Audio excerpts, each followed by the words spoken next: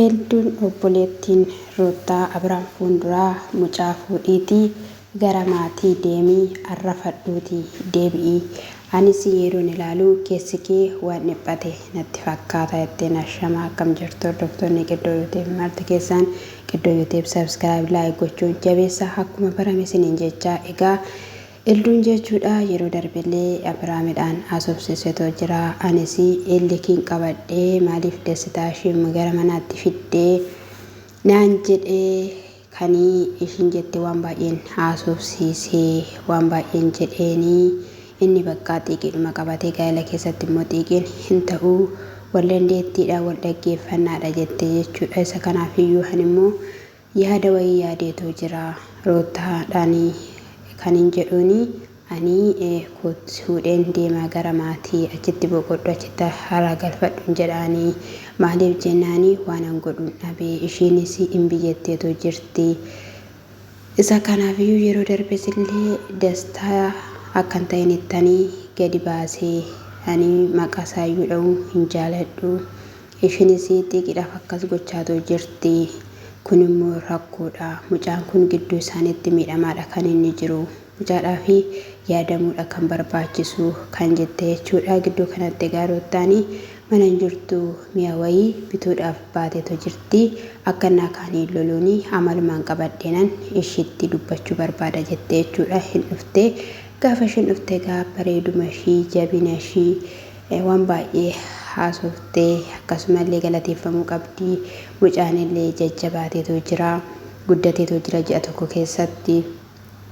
Obboleetti kosila taateef osoo hin taane haadha dinqisiifamtuudha jette jechuudha. Kana keessatti ani amma waan tokko siniin mari'achuu barbaadeetoo jira.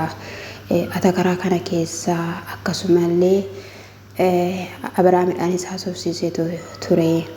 Xiiqiidhanaan jedheennaanii ishiin dastaa maaliif akkatti mana keessatti fiddeennan dhufee mucaa laaluu isuman argaa naan jedhee inni nama waan keeyyate yookiin immoo nama waan qopheeffatee natti fakkaata.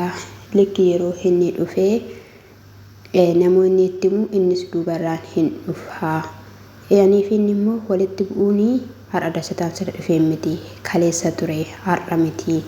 Kanaafiyyuu akkasiin jedhee kan ishiin jette eeyyu akkas naan jedheedha kan ishiin jette jechuudha. Kuni waan hin yaadamnedha dhugumadhaanii.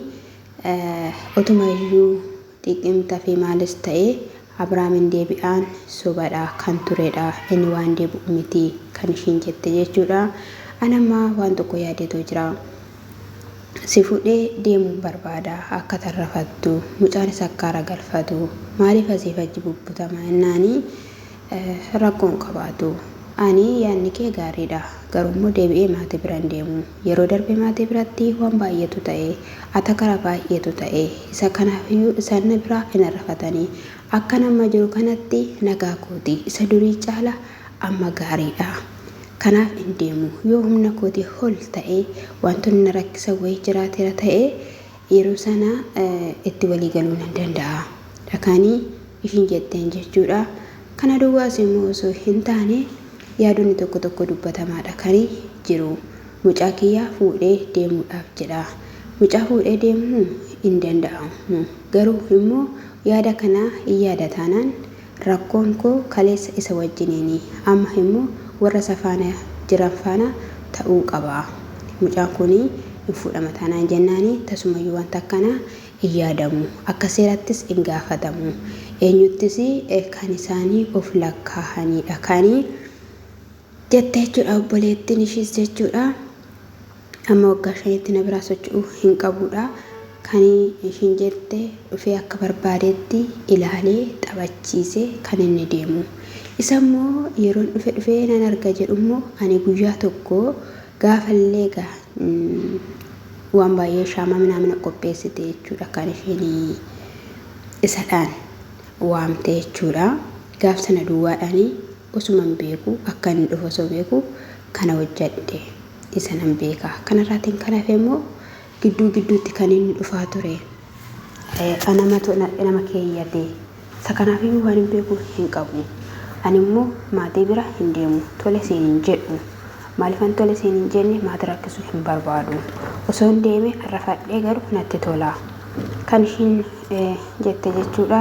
Giddu kanattis mi'a waan ta'e bittee dhuftee hin kaata jechuudha. Isheen biraayii eeluun immoo waan baay'eedha kan ishiin haasoftee natti tola tona wajjin deemtee ani kan isin jedhu jetteeni Ruutaa Abrahaamii mucaa isaa baay'ee jaalataa isa kanaafiyyuu ati immoo mucaadhaan tasaqaayyisuu qabda tasaqaayya'u namni kamiyyuu ilmoo isaa dhabe hin taa'u amma akka barbaadetti dhufee waan si biraa argatuufidha fuuldura dastaa sanaa irraas fuuldura Abrahaamis fagaadhu kanii ishiin jetteen jechuudha.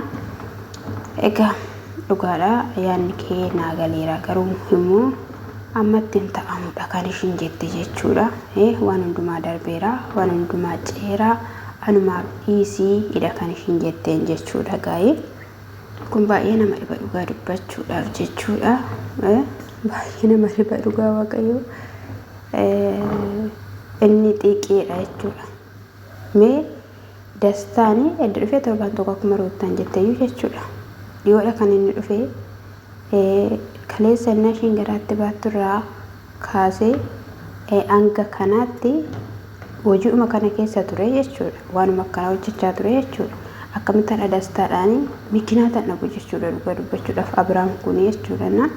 Kaleessa gaafa ishiin garaatti baattu garuu bazawee jechuudha. Abrahaam ooma hamtuutti hin fakkaatu. Maaliif jennaani ishiin mucaadhaan tasaqaayya'u ishiin jette irratti yeroo ishiin deessee ciiftu yoo mucaa isaatiidhaaf yaadee yoomii xiiqiidhuma yoo ta'u waan ta'e yoo balleessitu ishiin warqinuma sana yoo adeebistu malee yoominni tiitinnaa qabaatee bakka isa dhiifamaa bakka erga ta'eera mucaa kiyya immoo taa'ee eeggachuu ilaallachuun qaba yoom jedhe inni mucaa iddoo ishiin ciifte ilma iddoo ishiin ciifteetti miti kan gatee ba'ee adeemee bashannanaa ture jechuudha. Kanaafiyyuu Ruutaan achii fagaattee mucaa fudhattee deemte amma kana waan itti dhaga'amu natti fakkaatu ana jechuudha akka kiyyatti. Innaasa kana siniin jechuun jaaladhaa baay'ee bicha nama dhiba dhugaa dubbachuudhaaf hanga yoomitti akka ta'e akka ishiin dubbachaa jirtuttis immoo yoo natti ulfaatee kana dhufu jetteetu jirti jechuudha. Waa'een ala isaanii inni isaan odeessanis kinasuma irratti hiikadha jechuudha. Amma wanti qophiin alaa wanti minaamin humtuu hin jiru.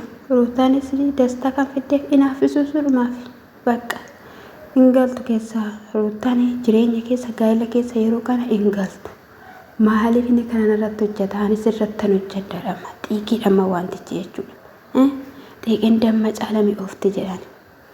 Innaasa kanadhaa gooftaan kun sinaa eebbisee bifa mashaara.